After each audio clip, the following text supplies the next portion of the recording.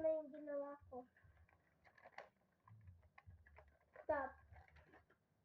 Kung gusto niyo to gawin ay sulatin niyo lang ay sa damit ay tap. Sa hindi yung tap yung O, A. At yung sa short ay tap. Saka yung sa hood niya ay dark hood. Saka yung buhok niya ay wavy hair. At saka yung sunglasses niya ay black shades.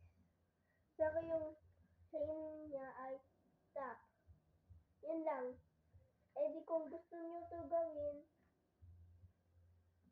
i-post niyo ay tumigil kayo saka kopyahin niyo yung sinabi ko. Eh di saka dapat may papel kayo para hindi niyo makalimutan. Yun lang. Goodbye guys.